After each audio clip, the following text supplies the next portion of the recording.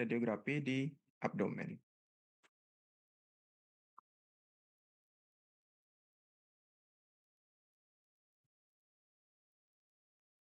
Nah, jadi interpretasi radiografi itu sebenarnya merupakan proses analisis dari citra radiografi, tentu dengan tujuan-tujuan tertentu, terutama yang pertama adalah mengamati struktur anatomi,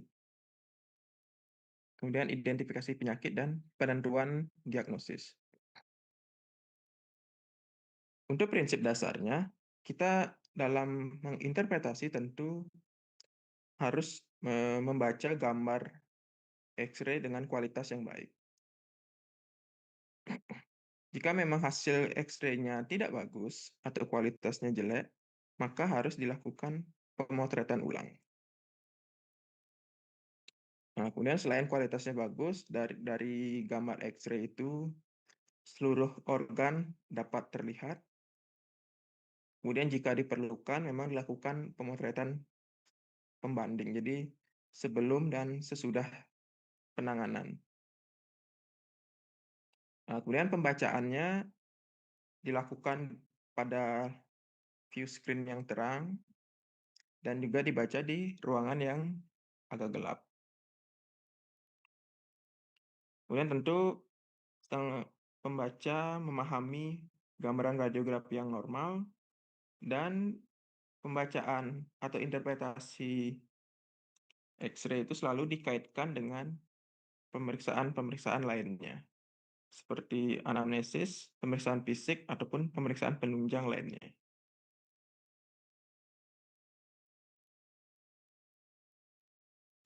Nah, kalau berbicara di abdomen, tentu standar pandangnya itu ada tiga, yaitu lateral rekumbensi, baik kanan ataupun kiri, dan juga ventrodorsal.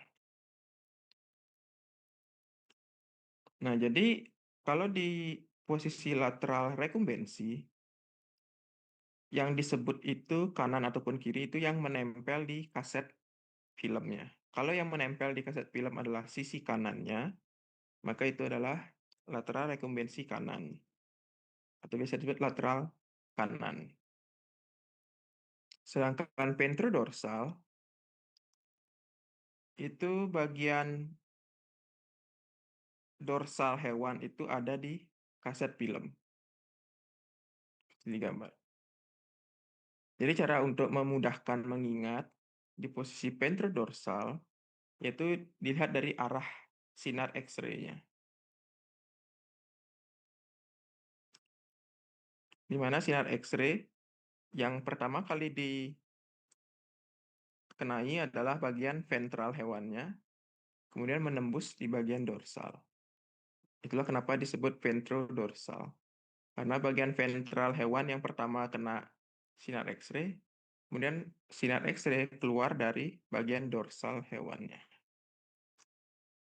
Nah, jadi prinsip ini juga sama di standar pandang yang lainnya, seperti dorsoventral, dan juga ada caudokranial, dan sebagainya.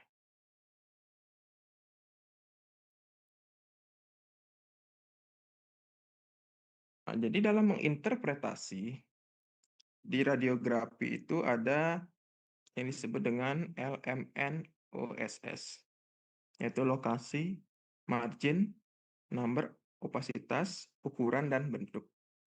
Jadi inilah patokan kita dalam membaca hasil-hasil gambar X-ray. Nah, di gambar ini adalah kondisi hewan sehat, di mana organ-organ yang terlihat itu seperti jantung, kemudian hati, lambung, usus halus, usus besar, ginjal, dan vesika urinaria. Nah, jadi inilah organ-organ yang dapat terlihat pada hewan sehat. Jadi beberapa organ lain misalnya seperti ovarium, uterus, memang tidak akan terlihat di gambaran X-ray. Karena ukurannya yang kecil, kecuali memang ada permasalahan klinis ataupun hewannya sedang bunting.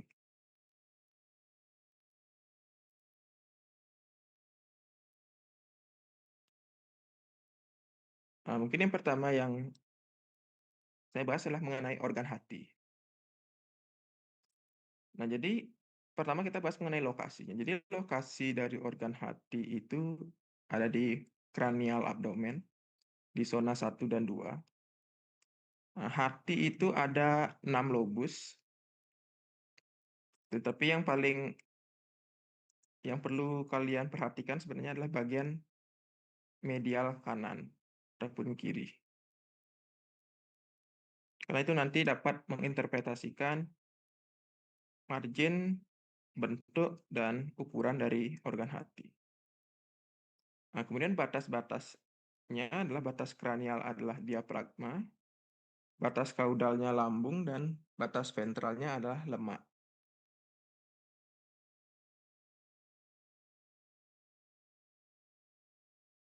Nah, untuk margin rata dan jelas dengan ujung runcing yang bisa kalian lihat di panah putih itu. Jadi margin organ hati itu runcing, kemudian jumlahnya satu, jumlah organ hati itu satu, kemudian opasitasnya adalah radio-opak soft tissue. Jadi dia memang radio-opak berwarna abu-abu atau putih, tapi putih organ jaringan lunak, tidak seputih hard tissue atau tulang nih. Jadi masih beda, tapi tetap opasitasnya adalah radio-opak. Nah, untuk ukurannya, selain menggunakan patokan zona, bisa juga menggunakan ini. Batasnya adalah arcus costalis yang di garis kuning ini. Jadi itulah batas ukuran dari organ hati. Dengan toleransi pembesarannya adalah dari vertebrae lumbalis 1 ditarik garis ke tengah-tengah arcus costalis. Jadi itu adalah batas maksimal dari ukuran organ hati. Kalau organ hati ujungnya organ hati yang tanda putih itu melewati garis hitam, melewati ke kaudal, maka organ hati membesar. Sebaliknya juga, kalau organ hati justru ujungnya ada di kranial garis hitam, maka organ hati mengecil.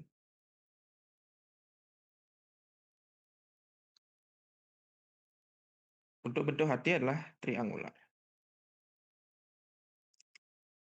Sekarang kita membahas mengenai abnormalitas. Jadi apa saja yang bisa terjadi, perubahan-perubahan yang terjadi di organ hati.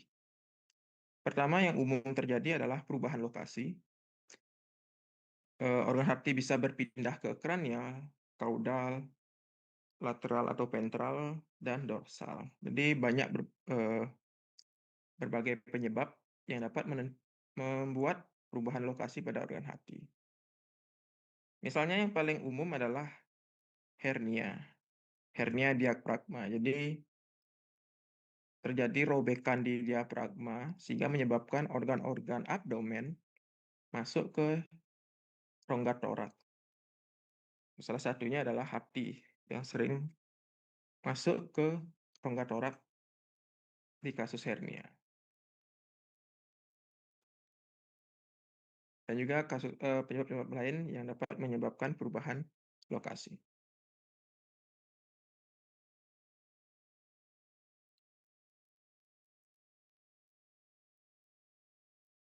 Nah, ini contohnya adalah perubahan lokasi di mana organ hati itu terdorong ke dorsal. Bisa kalian lihat organ hatinya ini.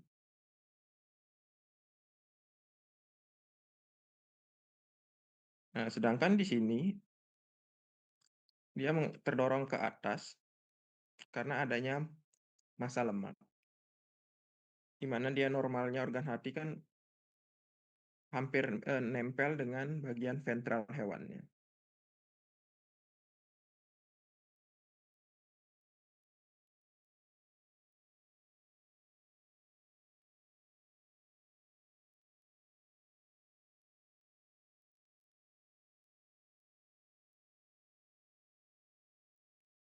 Nah, kemudian perubahan ukuran dari organ hati. Organ hati bisa mengecil bisa membesar. Kalau organ hati mengecil disebut dengan mikrohepatia. Kemudian kalau ukurannya membesar, hepatomegali.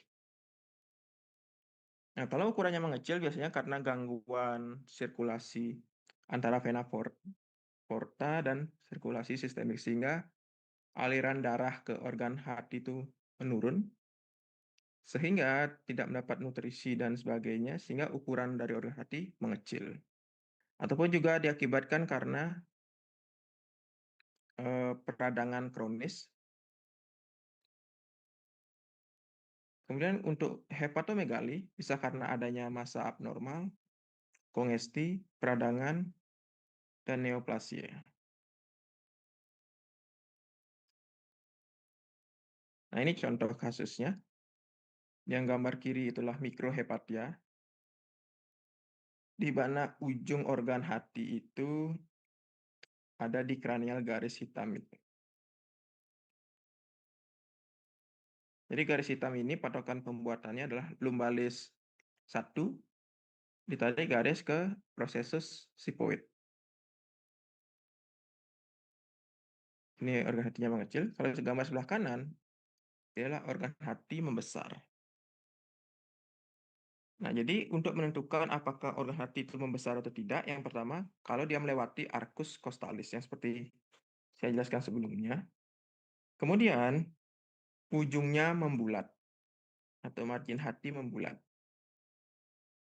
Nah, jadi walaupun kalau misalnya kalian menemukan gambar X-ray hati, walaupun ujung organ hati itu di posisi yang normal, tetapi marginnya membulat, itu juga sudah bisa didiagnosis hepatomegali. Jadi hepatomegali ringan, karena dia posisinya masih di lokasi yang normal, namun marginnya sudah membulat. Biasanya kalau kasus seperti itu, biasanya disebabkan karena hepatitis. Jadi ada peradangan di organ hati.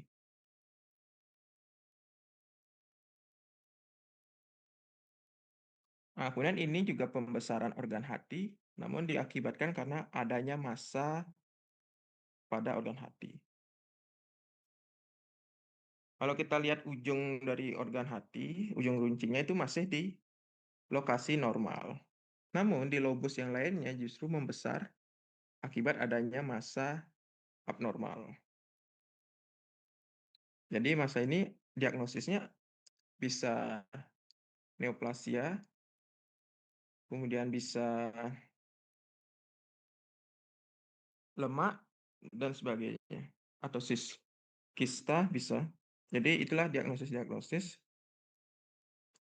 sementara yang bisa kalian dapatkan dari gambar X-ray.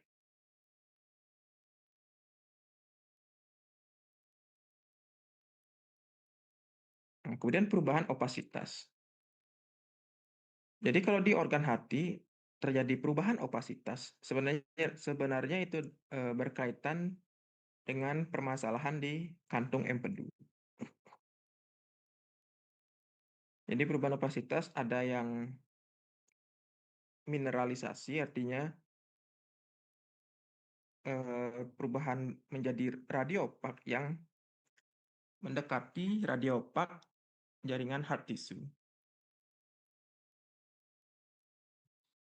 Sementara perubahan opasitas yang lainnya adalah radiolucent.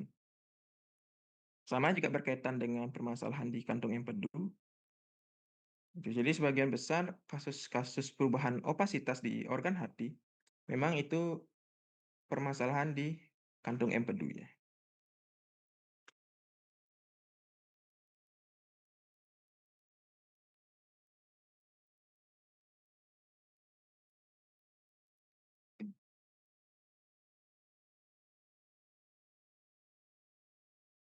Nah, ini contoh kasusnya di mana opasitas radiolucent di organ hati.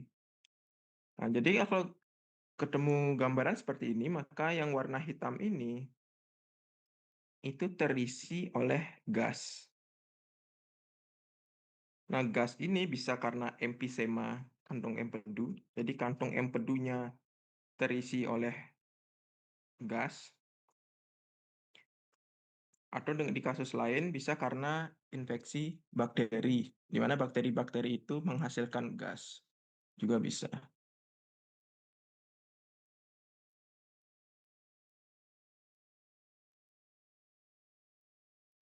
Nah, kalau ini adalah kasus batu empedu.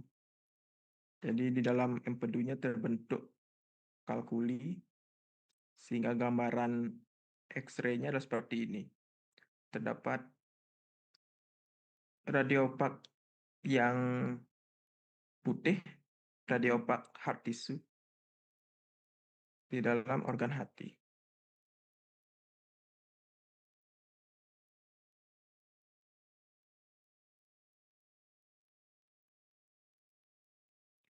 Nah, selanjutnya organ kedua yaitu adalah limpa. Nah, jadi limpa itu terletak pada zona 3 di posisi lateral view dan zona 2 di ventrodorsal. Dengan opasitasnya adalah radiopak soft tissue. Nah, jadi ukuran dari limpa itu besar. Bisa kalian lihat ada bagian kepala, badan, dan ekor. Namun, di X-ray yang bisa kalian lihat adalah yang lebih warna putih itu, yang panah hitam dan putih. Sedangkan bagian yang lainnya itu tidak terlihat di X-ray karena tertutup oleh organ yang lain. Sehingga hanya bagian itu saja yang bisa terlihat. Begitu juga di posisi ventrodorsal, hanya di panah hitam saja yang bisa terlihat di gambaran X-ray.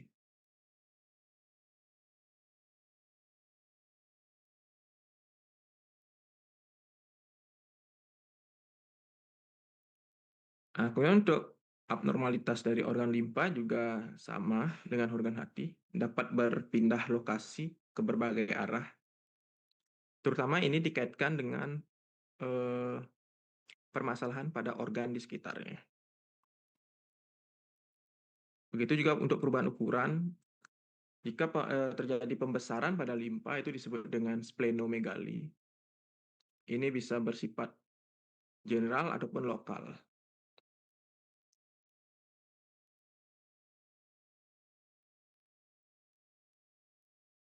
Nah, ini dia contohnya.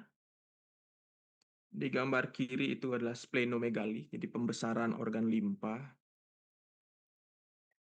Nah, jadi kalau misalnya kasusnya itu, kalau di hewan besar, seperti babi misalnya, contoh kasusnya adalah ASF. Jadi ASF itu juga salah satu tanda klinisnya adalah terjadi pembesaran limpa. Jadi inilah gambarannya nanti. Nah, kemudian kalau misalnya di hewan kecil, anjing kucing, pembesaran organ limpa itu paling sering berkaitan dengan massa abnormal. Bisa massa tumor dan sebagainya. Kalau di hewan kecil itu yang paling sering ditemukan.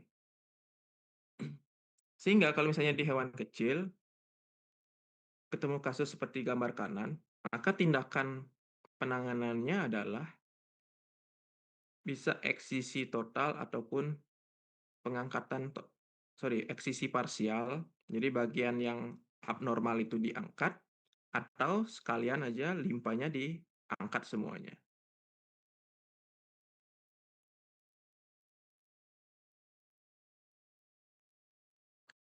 Untuk perubahan opasitas juga sama dengan organ hati, ada mineralisasi ataupun berubah menjadi radiolucent.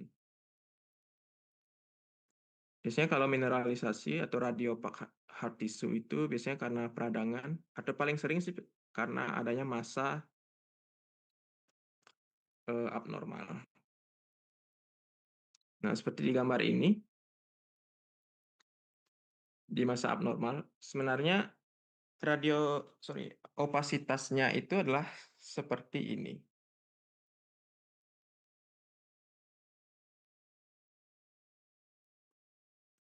Nah, ini organ limpa.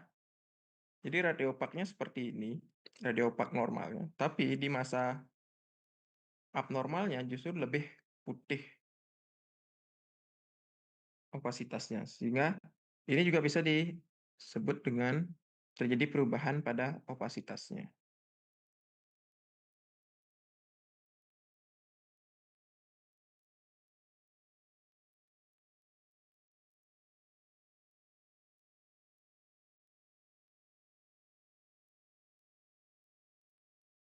Nah, sementara kalau kalau radiolucent, artinya ada opasitas warna hitam, itu bisa karena infeksi, ataupun yang sering terjadi adalah torsio limpa.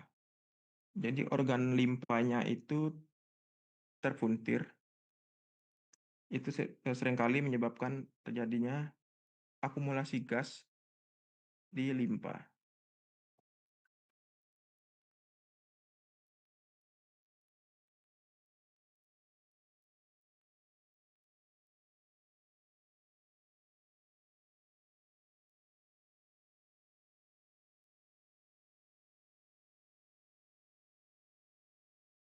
Nah, kemudian selanjutnya adalah organ lambung.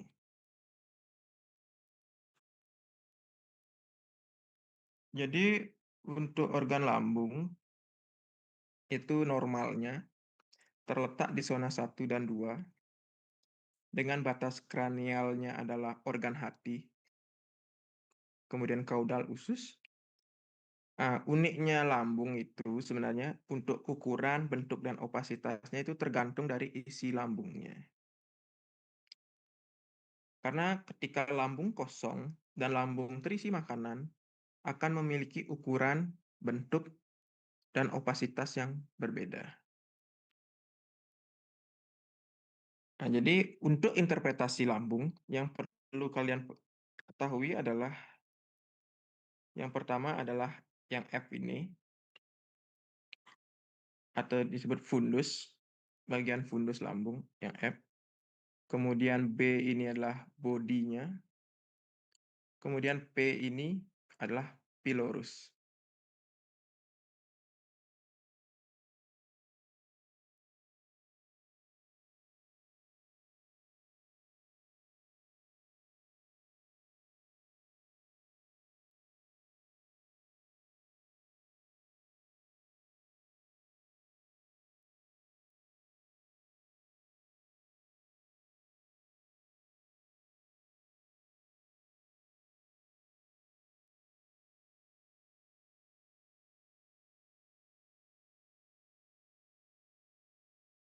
Nah, itu jadi F itu fundus, B itu body, dan P itu adalah pylorus. Nah, jadi kenapa ini penting? Kalian perhatikan di posisi ventrodorsal ini, fundus dan body itu ada di sisi kiri hewan. Sementara pylorus ada di kanan sisi hewan. Itu adalah kondisi normal. Itu yang perlu kalian ingat, di mana fundus dan body ada di kiri, pylorus ada di kanan. Nah, kemudian dari kedua gambar ini sama-sama normal. Jangan kalian identifikasi kalau yang gambar kanan, oh bentuk organ lambungnya berbeda dengan yang kiri. Untuk gambar kiri, ini adalah anjing, yang kanan adalah kucing. Bedanya adalah bagian pylorusnya. Pylorus anjing itu melewati tulang belakang, sedangkan kucing tidak melewati tulang belakang. Jadi kedua gambar ini adalah gambaran lambung yang normal, namun perbedaannya karena ini adalah beda hewan.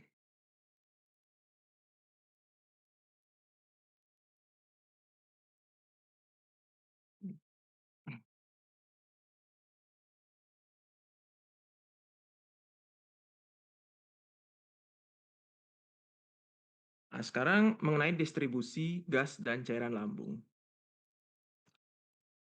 Karena lambung itu isinya adalah gas ataupun makanan, dan bisa keduanya, maka tentu posisi hewan atau penempatan standar pandang saat melakukan pemotretan, itu juga akan menyebabkan distribusi gas dan cairan. Di mana prinsipnya adalah gas itu selalu naik ke tempat yang paling tinggi, sebaliknya cairan ataupun makanan akan mengalir ke bagian yang lebih rendah. Nah, pertama mungkin di posisi lateral kanan, di mana posisi kanan hewan itu nempel di kaset atau di meja, maka bagian lambung yang ada di paling atas itu adalah fundus dan bodi. Kenapa? Karena fundus dan bodi ada di sisi kiri hewan. Sehingga karena posisinya di atas, maka akan terisi oleh gas. Sementara pilorus yang berada di sisi kanan hewan akan menjadi paling bawah, sehingga terisi oleh cairan ataupun makanan. Namun jika posisi hewannya lateral kiri, tentu gambaran distribusi gas dan cairannya akan berbeda. Di mana bagian kiri hewan itu adalah fundus dan bodi, maka fundus dan bodi akan paling bawah, karena dia yang menempel di meja. Sementara pilorus yang ada di sisi kanan akan menjadi yang paling tinggi, terisi oleh gas. Sementara di posisi ventrodorsal, di mana yang nempel di meja adalah punggung hewannya, sehingga bagian yang paling bawah adalah fundus. Kemudian yang paling tinggi adalah bodi, kemudian yang tengah-tengah adalah pilorus. Sehingga di pilorus itu terkadang tercampur di antara gas ataupun cairan.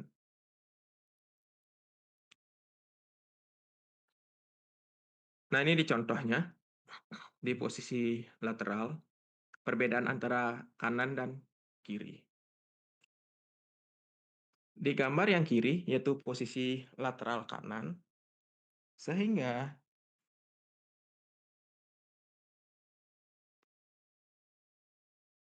ini bagian fundus. Ini pilorus. Itu. Jadi karena di posisi lateral kanan yang paling tinggi itu adalah pilorus, maka pilorus opasitasnya adalah radiolucent. Fundus radiolucent, sedangkan pilorus radiopak. Begitu juga di posisi lateral kiri. Karena ketinggiannya juga berbeda, maka di bagian fundus itu terisi cairan, dan di bagian pilorus terisi oleh gas.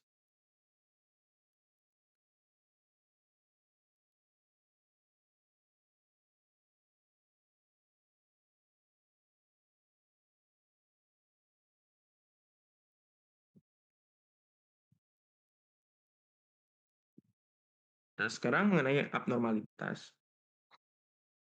Pertama adalah perubahan ukuran. Jadi organ lambung itu dapat berdilatasi atau membesar, mengembang, diakibatkan pertama adanya benda asing. Kedua, adanya obstruksi pada pilorus. Jadi pilorus itu kan dia adalah perbatasan lambung dengan usus halus. Jadi kalau di situ ada obstruksi atau penyumbatan, maka makanan ataupun cairan di lambung itu tidak bisa masuk ke usus halus, sehingga lama-kelamaan akan terakumulasi. Dan yang ketiga adalah adanya akumulasi gas.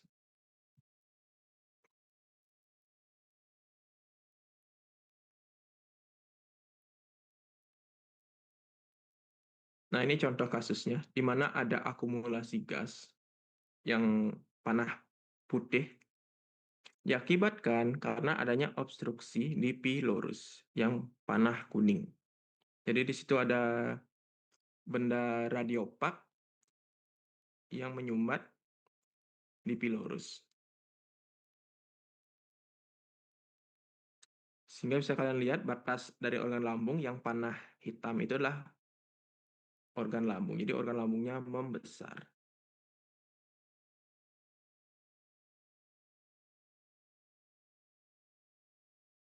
Nah, sekarang perubahan bentuk. Nah, ini kasus yang akan sering kalian temukan, terutama di anjing ras besar. Anjing ras besar memiliki resiko paling tinggi kasus ini, yaitu GDV, gastric dilatation and volvulus. Itu anjing ras besar resikonya tinggi. Nah, sekarang apa penyebab dari kasus ini adalah hewan yang terlalu aktif atau exercise-nya terlalu keras, itu juga yang pertama. Kemudian atau karena hewan makan terlalu banyak. Hewan makan terlalu banyak sehingga lambungnya penuh, sehingga memicu terjadinya volvulus. Artinya lambung itu terpuntir. Jadi kalau kita lihat patogenesisnya, jadi sebenarnya yang melipat itu adalah bagian pilorusnya. Jadi bagian pilorus itu akan menuju ke sisi kiri hewan. Nah, akibat pilorusnya berpindah ke kiri, mendorong bagian fundus ke kanan. Karena adanya volvulus atau terpuntir ini, akibatnya aliran gas di abdomen kan tidak bisa mengalir dengan baik, sehingga terjadilah akumulasi. Jadi kalau misalnya kalian menemukan kasus anjing datang dengan distensi lambung yang tiba-tiba, dengan riwayat makan yang banyak, kemudian setelah itu anjingnya aktif, entah bercanda atau lari-lari, maka kalian sudah mempunyai kecurigaan ke kasus ini.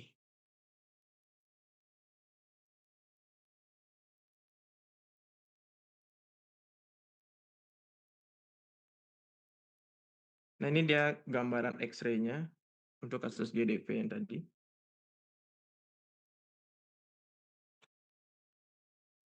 Di mana bagian pilorus, yang huruf P itu, berpindah ke sisi kiri dan fundus terjadi dilatasi. Nah, gambarannya seperti ini. Nanti kalian akan ketemu opasitasnya pasti sebagian besar adalah radiolucent.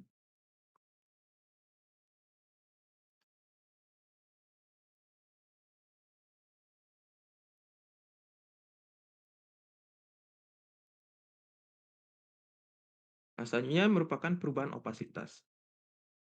Jadi sebenarnya opasitas untuk organ lambung itu bisa radiopak, bisa radiolucent, tergantung isinya. Kalau terisi oleh makanan, maka akan radiopak. Kalau lambung sedang kosong, maka menjadi radiolucent. Gitu. Namun jadi sekarang bagaimana kita bisa menentukan bahwa ini adalah opasitas yang abnormal? Pertama, biasanya benda-benda abnormal atau benda-benda asing itu lebih radiopak atau mendekati radiopak hard tissue dibanding dengan isi dari lambung. Seperti di contoh gambar ini, ada beberapa benda asing yang akan terlihat lebih putih dibanding isi dari lambung. Nah, kemudian kalau misalnya kasus hewannya datang itu ada riwayat menelan benda asing, namun ternyata selama pemotretan X-ray tidak terlihat, maka yang bisa kalian lakukan adalah melakukan puasa pada hewan. Jadi hewannya dipuasakan sehingga lambungnya kosong, kemudian baru bisa dilakukan X-ray. Itu seringkali juga ada beberapa benda yang opasitasnya mirip dengan isi dari lambung sehingga tidak terlihat.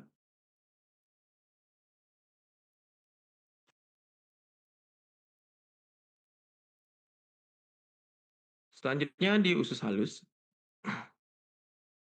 Jadi usus halus itu terletak di zona 3 dengan batas kranialnya lambung, kaudal dorsokaudalnya kolon, dan kaudoventralnya adalah vesika urinaria. Untuk opasitas juga bervariasi, tergantung isinya lagi. Kalau terisi oleh gas radiolucent, cairan atau makanan radiopak, dan bisa juga kombinasi.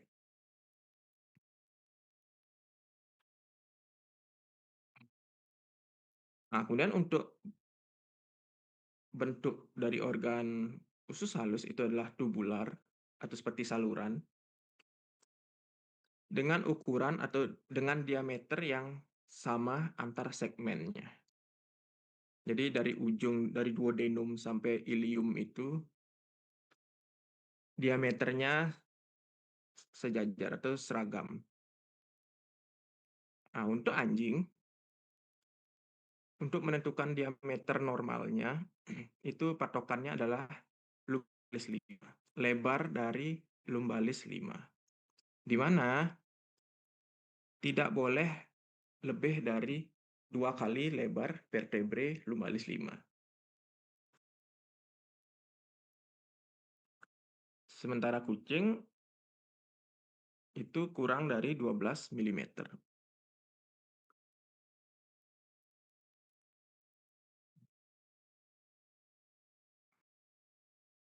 Nah, kemudian abnormalitas juga ada perubahan lokasi, terutama perubahan lokasi akibat dari organ-organ di sekitarnya.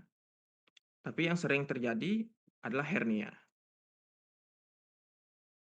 Jadi perubahan usus halus yang mengkhawatirkan atau indikasi klinisnya itu yang paling sering kalian temukan adalah hernia nanti. Hernia juga ada macam-macamnya. Hernia diafragma, hernia inguinal, ataupun perineal. Untuk marginnya, yang abnormal itu adalah irregular. Di mana yang normal kan permukaan dari usus halus itu rata, halus. Sedangkan kalau misalnya ada irregular, kemungkinan karena adanya neoplasia. Kemudian juga ada penebalan akibat dari peradangan. Dan dia contoh kasusnya yang gambar kiri itu adalah hernia inguinalis, di mana hernia ini terisi oleh usus halus. Sementara di kasus yang kedua, ini adalah perubahan dari margin usus halus.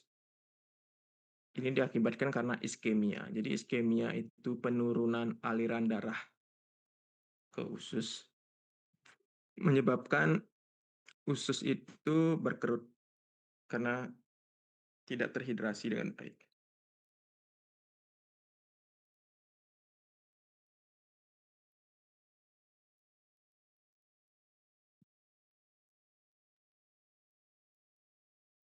Nah, untuk perubahan opasitas, karena tadi opasitas radiolucent ataupun radiopak itu normal, namun sekarang bagaimana cara kita membedakannya dengan opasitas abnormal?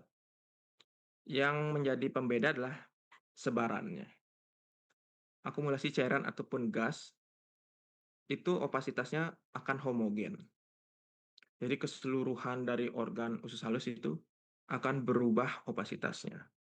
Karena yang normal usus halus itu adalah bercampur. Jadi mungkin beberapa segmen radiopak, setelah itu segmen selanjutnya radiolucent, kemudian segmen selanjutnya radiopak, seperti itu.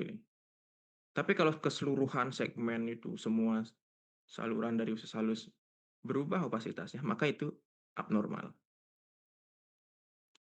Kemudian perubahan opasitas yang lain adalah adanya benda asing. Memang radiopaknya bersifat lokal, namun radiopaknya mirip dengan radiopak hard tissue. Dan perubahan ukuran bisa membesar ataupun mengecil. Membesar itu akibat obstruksi. Kemudian juga ada ileus paralitik, peradangan.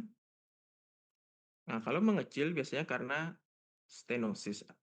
Jadi usus itu menyempit Biasanya ini karena pengaruh atau akibat dari organ-organ sekitarnya.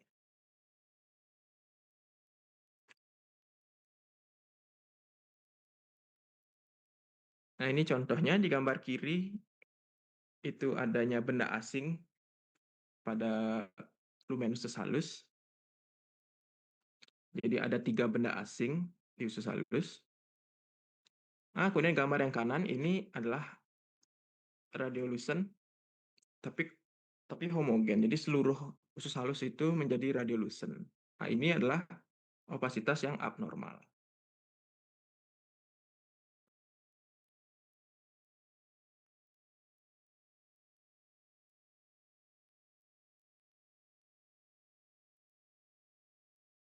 Ya, mungkin ini organ yang terakhir, usus besar.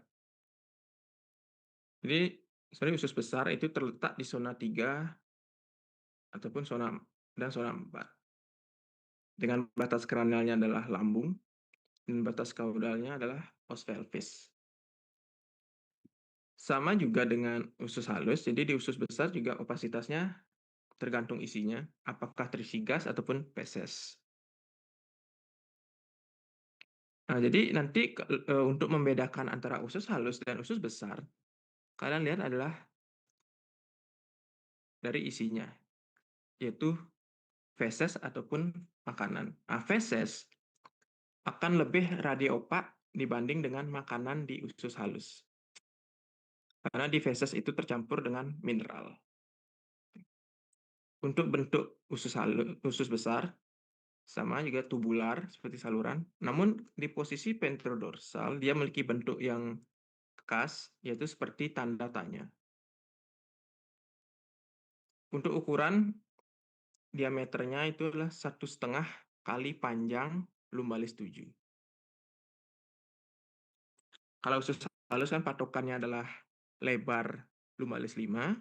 Kalau di usus besar adalah panjang dari lumbalis 7.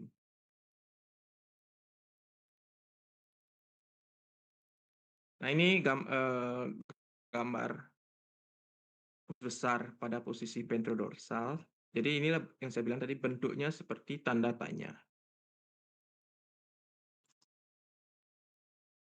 Jadi di mana yang huruf C itu adalah sekum, kemudian yang melengkung ini itu adalah kolon, kemudian R itu rektum. Jadi kolon itu ada 3 bagian lainnya. Tapi yang kalian cukup perhatikan adalah kolon kalau dalam interpretasi. Jadi kolon yang saluran paling panjangnya, di mana kolon itu dominan terletak di sisi kiri hewan. Itu adalah bentuk normalnya dan posisi normalnya. Jadi kolon ada di sisi kiri hewan.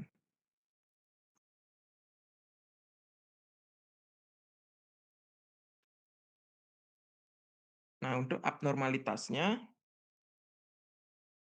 perubahan lokasi, contoh misalnya kasus hepatomegali. Jadi akibat dari adanya pembesaran organ hati, tentu bagian transvers kolon itu akan terdorong ke kaudal. Jadi bagian transvers itu yang huruf T ini.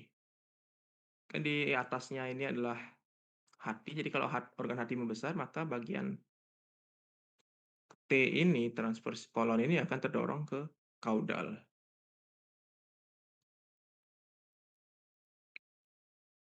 Di kasus lain, misalnya splenomegali, juga akan menyebabkan bagian kolon itu terdorong ke sisi kanan. Nah, ini kan limpa.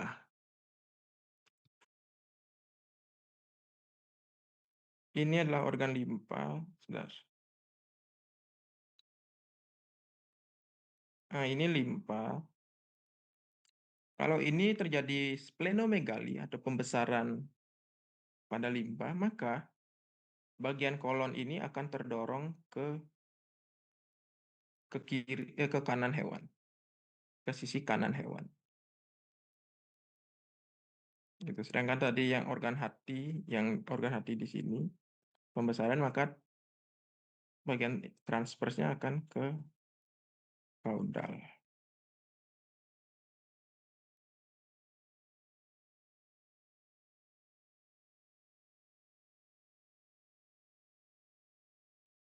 Kemudian untuk perubahan margin, jadi organ hampir sama dengan usus halus juga menjadi irregular. Nah, kemudian untuk perubahan opasitas juga sama dengan usus halus tadi. Bisa akumulasi feses, akumulasi gas, ataupun adanya benda asing. Nah, untuk perubahan ukuran, kasus ini akan sering kalian temukan, yaitu adalah megakolon. Jadi megakolon itulah ukuran kolon yang membesar akibat dari obstruksi, konstipasi, ataupun peradangan. Kemudian untuk perubahan bentuk, itu bisa akibat dari adesi, massa pada abdomen, ataupun torsio. Nah, ini contoh kasusnya. Di mana di gambar yang kiri ini, kolon hampir keseluruhan dari usus besar itu justru bergeser ke sisi kiri hewan. Dan juga kolonnya itu melipat. Nah, sedangkan di gambar kanan, ini adalah kasus megakolon akibat dari akumulasi feses. Kasus ini akan sering kalian temukan pada kucing. Jadi, kolonnya itu dipenuhi dengan feses. Lalu penanganannya tentu dengan pembedahan. Jadi feses yang mengeras itu dikeluarkan. Karena kalau sudah di kasus megakolon ini, pemberian obatan-obatan pengencer feses itu sudah tidak bisa diberikan.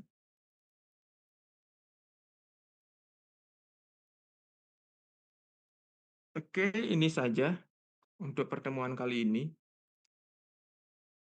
mengenai interpretasi dan juga contoh kasusnya. Mungkin di saya ini hanya baru memberikan contoh di organ-organ saluran pencernaan. Jadi, beginilah caranya kalian nanti dalam melihat atau membaca hasil X-ray. Nah, kan saya yang tadi bahas kan per tiap organ. Jadi sebenarnya dalam gambaran X-ray itu pun tidak hanya satu organ yang akan mengalami perubahan. Itu jadi bisa saja karena perubahan di satu organ akan menyebabkan perubahan-perubahan di organ sekitarnya. Begitu. Kemudian untuk diagnosisnya, jadi interpretasi ini hanya memberikan diagnosis sementara,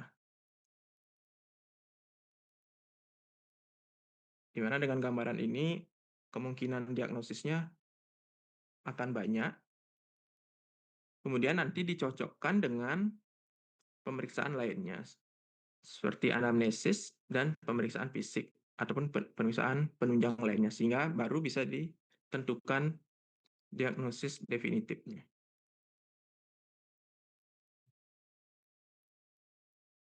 Kecuali memang ada beberapa kasus yang khas yang bisa langsung didiagnosis dari gambaran X-ray. Misalnya ini megakolon, ini sudah langsung dari gambaran X-ray sudah bisa kalian lihat, atau kalian diagnosis langsung megakolon. Seperti itu. Beda halnya dengan kasus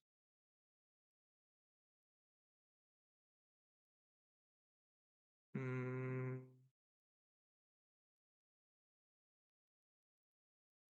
ini GDP juga diagnosis untuk penentuan diagnosisnya adalah X-ray. Jadi dari X-ray langsung bisa mendiagnosis bahwa ini GDV.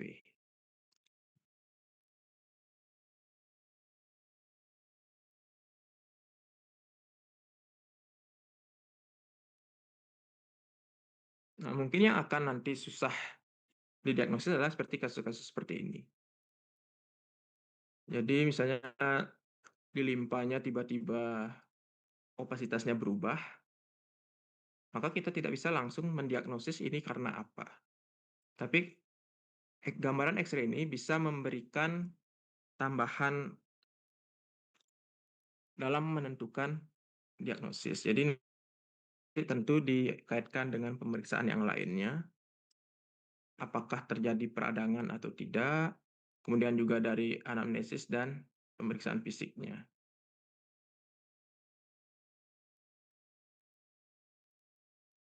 Oke, mungkin itu saja untuk pertemuan kali ini. Apa ada yang ingin ditanyakan?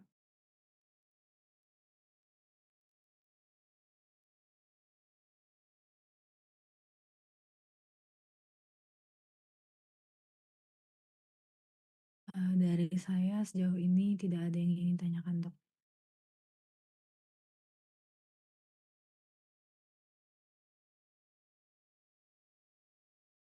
Oke, kalau misalnya tidak ada, saya berapa kali pertemuan ya? Dapat kesempatan. Hmm. Untuk itu mungkin nanti saya kabari dengan dokter lagi karena belum dikirimkan jadwal dari dokter Niko, Dok. Oh ya, kalau misalnya nanti sudah memang saya masih kuliah lagi, nanti infokan ke saya ya. Siap, baik, Dok.